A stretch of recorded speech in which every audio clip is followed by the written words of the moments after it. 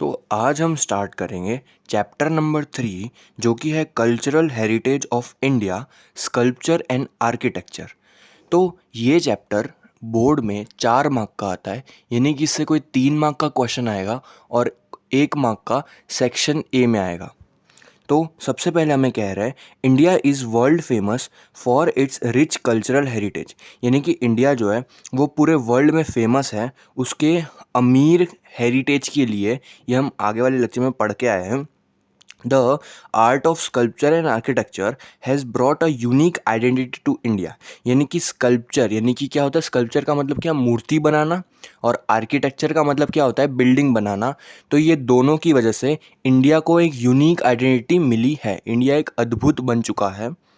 Town planning of Indus culture of ancient India was greater than contemporary town planning of the world, यानी कि अब क्या कह रहे हैं, जो इंडस वैली सिविलाइजेशन का जो टाउन प्लानिंग था, यानी कि हड़प्पा का, मोहनजोदड़ो का जो टाउन प्लानिंग था, वो पूरे वर्ल्ड से बहुत ही अच्छा था। और कॉन्टेम्परेरी, कॉन्टेम्परेरी का मतलब क्या, वो टाइम की बात कर रहे हैं, कॉन्टेम्परेरी का मतलब वो टाइम की बात कर रहे हैं। अब जो हमें याद करना है, जो 1 मार्क में पूछ सकते हैं कि व्हाट इज़ स्कल्पचर, तो स्कल्पचर की डेफिनेशन हमको याद करनी है।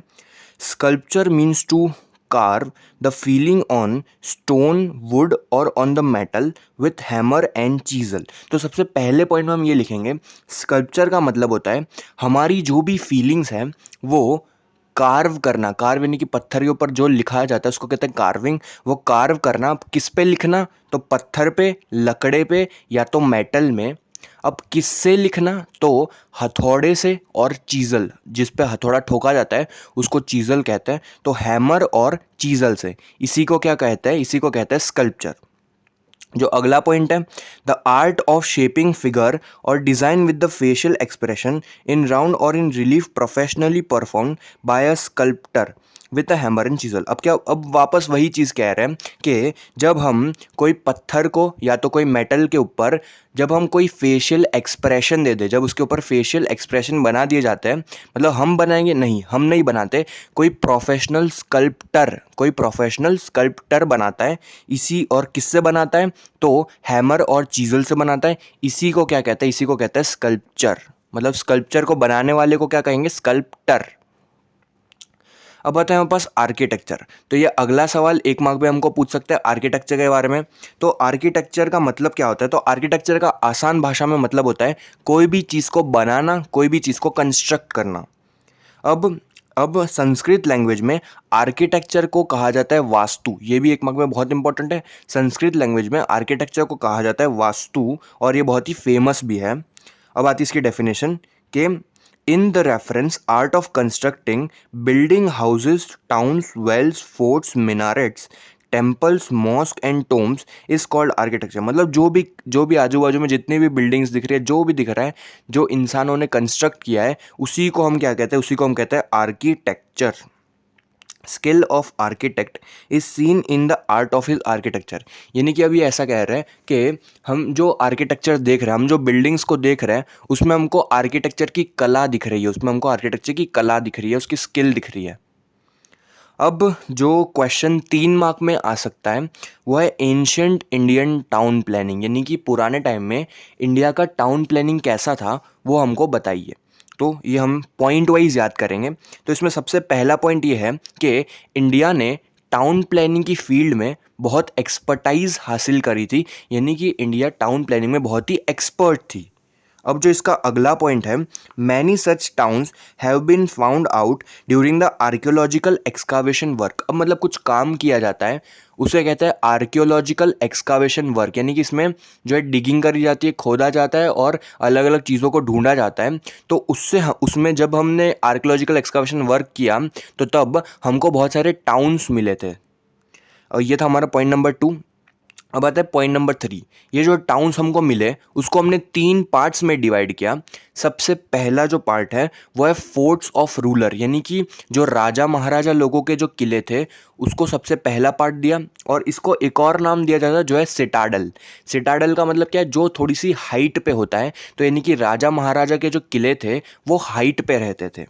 अब जो दूसरा पार्ट है वो है house of administrative officer situated on the upper part of the town. अब क्या कह रहे हैं, मतलब राजा महाराजा से थोड़ा नीचे, यानी कि एडमिनिस्ट्रेटिव ऑफिसर जो पुलिस, वो लोग जो एडमिनिस्ट्रेटिव ऑफिसर के अंदर आते हैं, उनके जो घर थे वो थोड़े अपर पार्ट पे बनाए गए थे, यानी कि राजा लोगों से नीचे और जो कॉमन पीपल है, जो आम आदमी है, उससे थोड़े से ऊपर। और तीसरा जो हमने बोल दिया, residence of common people situated at the lower part, यानी कि जो कॉमन पीपल है उनके घर लोअर पार्ट पे बनाए जाते थे। तो अब समझ आया हमने क्या कहा, कि हमने टाउन को 3 भागों में डिवाइड किया। सबसे नीचे वाला सबसे नीचे जो ज़मीन पे, वो है कॉमन पीपल के घर। उसके ऊपर जो रहेंगे वो है एडमिनिस्ट्रेटिव लोगों के घर, और सबसे ऊपर रहेंगे राजा महाराजा लोगों के घर, जिसे सिटाडल भी कहा जाता था। अब आगे वाले पॉइंट में ये कह रहे हैं, forts of the ruler were constructed on the upper part of the town, यानी कि राजा महाराजा के जो घर थे उसको अपर पार्ट में बनाया गया था। अपर पार्ट में क्यों बनाया गया राजा महाराजा के घर को? क्योंकि अपर पार्ट पहली चीज़ सेफ और प्रोटेक्टेड था, यानी कि कोई भी ऐसे हमला करेगा तो ऊपर उसको पहुंचने में टाइम लगेगा, तो वो सेफ और प्रोटेक्टेड है। With houses having 2 to 5 rooms, और उसके घरों में 2 से 5 रूम्स थे। क्या बोला? जो ऊपर रहते थे सिटाडल में, एक तो पहली चीज़ उनके घर सेफ और प्रोटेक्टेड रहते थे, उसके अलावा उनके घरों में 2 से 5 रूम हुआ करते थे।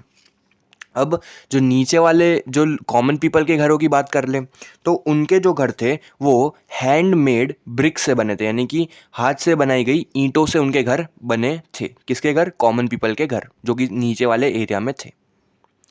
अब आता है, people of Indus valley civilization has developed many more beautiful and systematics towns than many other civilization, यानी कि ऐसा कह रहे हैं जो इंडस वैली सिविलाइजेशन के लोग थे उन्होंने बहुत बढ़िया टाउन्स ढूंढे थे, मतलब उनके बहुत बढ़िया टाउन्स थे एज़ कम्पेयर टू कोई भी अदर सिविलाइजेशन।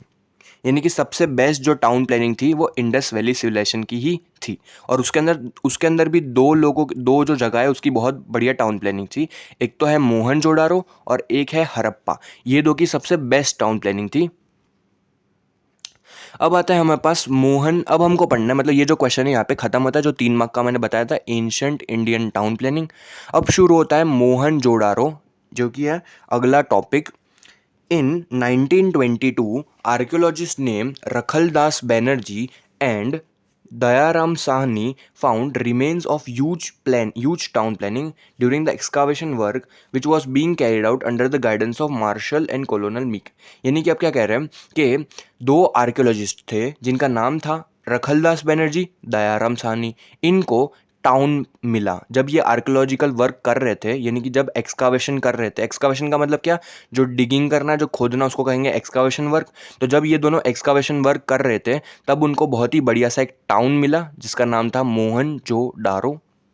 और ये बहुत ही पुराने टाइम की बात है, यानी कि 1922 की बात है। तो तब तो हमारे यहाँ पे अंग्रेज़ होती होगी, तो इस वजह से इन्होंने अंग्रेज़ से परमिशन ली थी। तो वो कौन से 2 अंग्रेज़ से परमिशन ली थी, कौन से 2 अंग्रेज़ से गाइडेंस में थे? तो सर जॉन मार्शल और कॉलोनल मीक। अब ये जो मोहनजोदारो था मतलब जो पाया गया वो कहाँ पे था? वो था लारखंड डिस्ट्रिक्ट के अंदर, जो कि अभी पाकिस्तान के अंदर है। यानी कि क्या मोहनजोदारो पाकिस्तान में? हाँ, मोहनजोदारो पाकिस्तान में। मोहनजोदारो का मतलब क्या होता है? पहली चीज़ जो 1 मार्क पे हमेशा पूछता है कि मोहनजोदारो का मतलब होता है हीप ऑफ डेड। हीप का मतलब क्या होता है? ढेर, जो कचरे का ढेर होता है, बस वैसा ही। तो यहाँ पे ढेर किसका है? तो ढेर है डेड, यानी कि लाशों का ढेर, हीप ऑफ डेड। इसका मतलब ही क्या होता है? मोहनजोदारो। अब आता है इसके अंदर, अब अलग अलग चीज़ें हमको पढ़नी है। सबसे पहले आता है इसमें टाउन्स कैसे बनाए गए थे। तो टाउन प्लानिंग के हिसाब से मोहनजोदारो सबसे बेस्ट है, ये तो हमने पहले ही पढ़ लिया कि मोहनजोदारो हड़प्पा टाउन प्लानिंग के हिसाब से सबसे बेस्ट है। अब इसमें घरों को थोड़ा सा हाइट पे बनाया गया था। क्या बोला? घरों को थोड़ा सा हाइट पे बनाया गया था। क्यों? इसका रीज़न ये है ताकि घर जो है अगर बाढ़ आ जाए तो बाढ़ से ज़्यादा घरों को नुकसान ना हो, इसलिए घरों को थोड़ा सा हाई प्लिंथ पे बनाया गया था।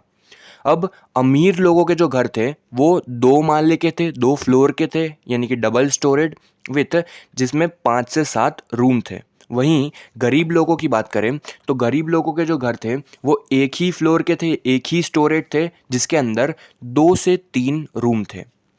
अब बात करें टाउन्स जो थे वो फोर्टिफाइड थे, यानी कि टाउन जो था उसके आजू बाजू में हमने किला बना के रखा था ताकि कोई अगर हमला भी करना चाहे तो भी आसानी से ना पहुंच पाए।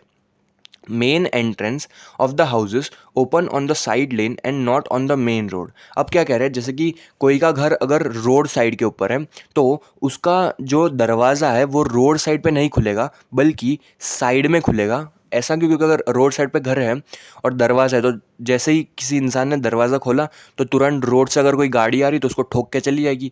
इसलिए जो मेन दरवाज़ा था उसको साइड पे बनाया, ना कि रोड साइड पे। तो यही तो दिमाग लगा के प्लानिंग करी। अब क्या कह रहे हैं कि remains of the store house, kitchen and bathroom were found in every house, यानी कि इतने पुराने टाइम में 1922 में भी घरों में बाथरूम हुआ करता था, किचन हुआ करता था, स्टोर हाउस यानी कि गोडाउन हुआ करता था, और यहाँ पे खिड़की दरवाजे भी हुआ करते थे ताकि घर जो है वेंटिलेटेड रहे। वेंटिलेटेड का मतलब क्या है? हवा अंदर बाहर कर सके। ये था मोहनजोदाड़ो का टाउन प्लानिंग, यानी कि वहाँ पे घर कैसे थे उसकी बात करी। अब जो सवाल आता है मेन, वो आता है मोहनजोदाड़ो के रोड्स और ड्रेनेज सिस्टम के बारे में बताइए। तो हम बात करते हैं उसके रोड्स की। तो रोड्स में सबसे, इसको पॉइंट वाइज लिखेंगे। सबसे पहला जो पॉइंट आता है कि रोड्स जो थे वो मेन फीचर थे इनकी टाउन प्लानिंग का। दूसरा पॉइंट, रोड्स जो थे वो 9.75 मीटर चौड़े थे। तीसरा पॉइंट, छोटे छोटे रोड जो थे वो बड़े बड़े रोड को राइट एंगल पे इंटरसेक्ट करते थे, यानी कि 90 डिग्री पे इंटरसेक्ट करते थे। यानी कि ऐसे नहीं कि कोई भी रोड ऐसे खुल जा रहा है, ये डायरेक्ट 90 डिग्री पे इंटरसेक्ट करते थे ताकि एक्सीडेंट कम हो। The roads were wide enough for number of vehicle to pass at a time. तो रोड इतने चौड़े थे कि एक साथ बहुत व्हीकल वहाँ से पास कर सकते थे। Pits on the road suggest that there might have been lamp post. अब क्या कह रहे हैं कि रोड्स पे थोड़े बहुत हमको पिट्स दिख रहे थे। पिट्स मतलब क्या? खड्डे जैसा कुछ कह सकते हैं, पिट्स दिख रहे थे। और इससे हमें ये पता लगता है कि वो टाइम पे भी रोड्स पे लैम्प पोस्ट होता होगा। लैम्प पोस्ट यानी कि स्ट्रीट लाइट्स हुआ करती होगी। Roads of the town were straight road without any turns. अब क्या कह रहे हैं कि वहाँ पे जितने भी रोड्स थे वो सब एकदम सीधे थे और जिसमें टर्निंग बहुत ही कम था या तो नहीं ही था। और यहाँ पे मेनली दो रोड थे। एक रोड जो नॉर्थ से साउथ जाएगा और अगला रोड जो ईस्ट से वेस्ट जाएगा, और दोनों के दोनों रोड एक दूसरे को राइट एंगल पे इंटरसेक्ट करेंगे, एक दूसरे को कट करेंगे। तो ये था हमारा रोड्स की कहानी। अब आती है इसकी ड्रेनेज सिस्टम। ड्रेनेज सिस्टम यानी कि जो गटर की सिस्टम होती है उसकी बात करेंगे। तो यहाँ पे ड्रेनेज सिस्टम बहुत ही अद्भुत थी, बहुत ही यूनिक थी। ऐसी ड्रेनेज सिस्टम और कहीं नहीं मिलेगी बल्कि सिर्फ एक ही जगह पे मिलेगी। वो जगह है आइलैंड ऑफ क्रीट, जो कि मेडिटेरियन सी के अंदर है। और यहाँ पे मतलब ऐसी सिस्टम भी थी कि घर से गंदा पानी बाहर निकलेगा और बाहर से अच्छा पानी अंदर आएगा। उसके लिए हर एक घर में सेस्पिट हुआ करता था ताकि घर से गंदा पानी बाहर जाए और अच्छा पानी अंदर आए। This planned, systematic and efficient drainage system clearly proves that they were very careful about the health and hygiene। तो ये ड्रेनेज सिस्टम से हमको इतनी बात पता चलती है कि वो टाइम पे जो लोग रहते थे मोहनजोदाड़ो में वो अपनी हेल्थ और हाइजीन के लिए बहुत ही केयरफुल थे। ये था ड्रेनेज सिस्टम की कहानी। अब आती है पब्लिक बाथ। तो huge bath was excavated at Mohenjodaro, यानी कि मोहनजोदाड़ो के टाइम पे बहुत ही बड़ी सी बाथ हमको मतलब पाई गई थी जब इन्होंने एक्सकावेशन वर्क किया था। There was an arrangement of to put fresh water in and dirty water out. तो एक ऐसी अरेंजमेंट थी कि गंदे पानी को बाहर निकाला जाए और अच्छे पानी को अंदर लाया जाए। और कुछ भी और भी फैसिलिटी थी, जैसे कि गर्म पानी की फैसिलिटीज़, अगर कपड़े बदलने हैं तो उसके लिए छोटे छोटे रूम्स की फैसिलिटीज़ भी यहाँ पे पब्लिक बाथ के अंदर थी। अब सवाल तो आता है भैया सब इकट्ठा होकर नहाएंगे क्यों? तो इकट्ठा होकर बात तब करी जाती है या तो कोई सेरेमनी हो, रिलीजियस सेरेमनी जैसे कि किसी की डेथ हो गई, या तो और कोई फेस्टिवल हो, या तो कोई त्यौहार हो, तब सब इकट्ठा होकर बहुत भीड़ हो जाती जिसके से पब्लिक बाथ का यूज़ पड़ता था। अब हमारे पास लास्ट चीज़ जो आती है वो है पब्लिक बिल्डिंग। पब्लिक बिल्डिंग में हमको दो बहुत बड़ी बड़ी बिल्डिंग्स जो है वो मोहनजोदाड़ो के एक्सकावेशन वर्क्स में मिली है, यानी कि उसके रूइंस, उसकी बची कुची चीज़ें मिली है। दे माइट हैव बीन, तो अब उसका कैसे यूज़ कैसे करते होंगे? तो उसका यूज़ या तो टाउन हॉल में, यानी कि बहुत बड़े हॉल जैसा यूज़ करते होंगे, या तो फिर थिएटर जैसा उसका यूज़ करते होंगे, यानी कि कुछ ड्रामास करते होंगे, या तो एडमिनिस्ट्रेटिव ऑफिस यानी कि सब बड़े बड़े लोग आके यहाँ पे मीटिंग करते होंगे, या तो फिर ग्रेनरी यानी कि गोडाउन जैसा इसका यूज़ करते होंगे। अब यहाँ पे हमको एक बर्राक भी मिला था। बर्राक क्या होता है? बर्राक एक ऐसी जगह जहाँ पे सोल्जर्स को रखा जाता है, उसको कहते हैं बर्राक। तो ये बैराक जो है वो हमको यहाँ से मोहनजोदाड़ो से मिला था। तो बस इतना लिखना था मोहनजोदाड़ो के अंदर। अब जैसे हमने मोहनजोदाड़ो की बात करी, वैसे ही हमको हड़प्पा की भी कहानी पढ़नी है। तो अब साल था 1921। अब लीडरशिप किसकी लीडरशिप के अंडर? तो वही सर जॉन मार्शल और कोलोनल मीक की लीडरशिप के अंडर दयाराम साहनी ने एक ऐसे टाउन को ढूंढा जो कि हमको मिला था, यानी कि दयाराम साहनी को मिला था मोंटेगोमेरी पंजाब डिस्ट्रिक्ट में, जो कि हड़प्पा के पास में था। हड़प्पा के पास में था और ये टाउन का नाम था हड़प्पा।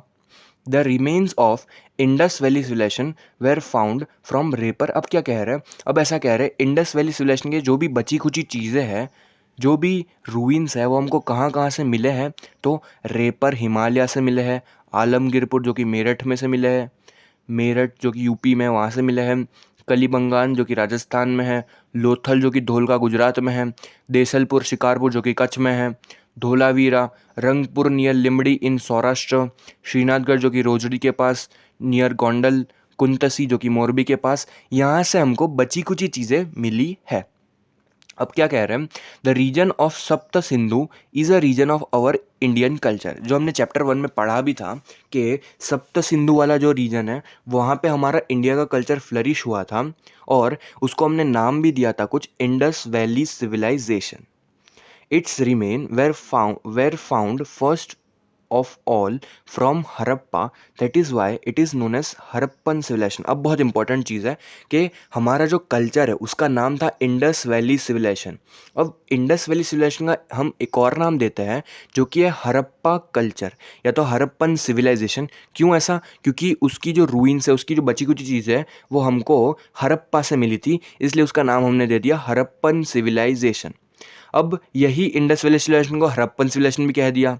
अब इसको कॉपर स्टोन एज भी कह देंगे। क्यों कॉपर स्टोन एज कहा? क्योंकि यहाँ से हमको कॉपर और स्टोन के हथियार मिले थे। तो क्या कहा हमने? इंडस वैली सिविलाइजेशन का एक और नाम है हड़प्पन सिविलाइजेशन। क्यों? क्योंकि यहाँ पे से हड़प्पा से चीज़ें मिली थी हमको। और इसका एक और नाम है कॉपर स्टोन एज, क्योंकि हमको कॉपर और स्टोन के हथियार मिले थे। Town planning of Harappan civilization was very systematic. तो इसका जो टाउन प्लानिंग था वो बहुत ही सिस्टमेटिक, बहुत ही दिमाग से करा गया था। यहाँ पे हमको ग्रेनरीज यानी कि गोडाउन्स जहाँ पे चीज़ें स्टोर करी जाती है, उसके अलावा फोर्ट यानी कि किले भी मिले थे। People of that age were fond of wearing ornaments. अब वो टाइम के जो लोग थे उनको ऑर्नामेंट जो जवेरात है वो बहुत पहनना पसंद था, और वो जो ऑर्नामेंट्स है उसकी भी रूइंस हमको वहाँ से हड़प्पा से मिले थे। बस इतना ही था हड़प्पा की कहानी। अब आते हैं हमारे पास धोलावीरा। तो ये भी 3 मार्क का बहुत ही इंपॉर्टेंट क्वेश्चन है जो हमको इस साल आ सकता है। तो a huge and a systematic ancient town contemporary to Harappan civilization has been found. अब क्या कह रहे हैं? एक बहुत ही ह्यूज, बहुत ही बड़ा सा, बहुत ही सिस्टमेटिक यानी कि जिसको दिमाग से बनाया गया हो, सिस्टम वाला जो टाउन है वो, जो कि कॉन्टेम्पररी है हड़प्पन सिविलाइजेशन के, यानी कि जो टाइम पे हड़प्पा हमको मिला वही टाइम पे धोलावीरा भी हमको मिला। इसी का मतलब है कॉन्टेम्पररी। अब ये कहाँ पे मिला? तो ये 2 किलोमीटर दूर था धोलावीरा विलेज से। जैसे ऊपर आया था हड़प्पा के पास में था तो उसका नाम हड़प्पा दे दिया, वैसे ये धोलावीरा विलेज के पास में है तो इसका नाम धोलावीरा दे दिया, जो कि 2 किलोमीटर दूर था धोलावीरा विलेज से। अब था कहाँ पे? तो खादिर बेट में, जो कि डेजर्ट ऑफ बचाऊ तालुका के अंदर था, और 140 किलोमीटर दूर है ये भुज से। तो क्या क्या लोकेशन में बोला? 2 kilometres from Dholavira village, Khadir Bet in vast of Bhachau taluka, and 140 kilometre from Bhuj. अब पहली बात आती है क्या इसको भी वही जो दयाराम साहनी और उन्होंने ढूंढा था क्या? नहीं, तो इसको ढूंढा था आर्कियोलॉजिकल डिपार्टमेंट ऑफ गुजरात ने। इसको किसने ढूंढा था? आर्कियोलॉजिकल डिपार्टमेंट ऑफ गुजरात ने। और जैसे ढूंढा तो उसके बाद 1990s में इसके ऊपर रिसर्च चालू हो गई, और वो जो रिसर्च का टास्क था उसके जो मेन हेड थे वो थे रविंद्र सिंह बिश्त। अब आता है धोलावीरा में हमको मिला क्या? तो धोलावीरा में जो भी चीज़ें हमको मिली थी, जो भी पैलेसेस थे, जो भी चीज़ें थी, दीवारें थी, उसके ऊपर पहली चीज़ कह रहे हैं ये वाइट कलर का पेंट लगा हुआ था। और यहाँ पे जो दीवारें थी, मतलब जो पूरा टाउन था वो फोर्टिफाइड था, यानी कि उसके आजू बाजू में किला बनाया गया था। तो किले से क्या पता चलता है? किले से ये पता चलता है कि यहाँ पे सिक्योरिटी बहुत ही स्ट्रांग होगी, सिक्योरिटी बहुत ही तगड़ी होगी। और यहाँ पे जो भी दीवारें थी उसके ऊपर प्लास्टर किया था, किससे, मतलब दीवारें किससे बनाई गई थी? क्ले से, स्टोन से, और उसके अलावा ब्रिक, मतलब यहाँ पे दीवारें क्ले, स्टोन और ईंटों से बनाई गई थी। अब जो पॉइंट आता है उसमें हमें ये कह रहे हैं कि यहाँ पे पोर्टेबल वाटर का मतलब क्या? जिसको एक जगह से दूसरी जगह ले जाया जाए, ऐसा पानी भी यहाँ पे था। और यहाँ पे वाटर प्योरिफिकेशन सिस्टम, यानी कि पानी को साफ़ करने वाली सिस्टम भी थी, जो कि एडवांस टाइम में, यानी कि मॉडर्न एज में भी नहीं होती। तो ये इतने पुराने टाइम में 1990s के टाइम पे भी वाटर प्योरिफिकेशन सिस्टम थी। तो बस इतना ही लिखना था हमको, जो धोलावीरा था उसके अंदर।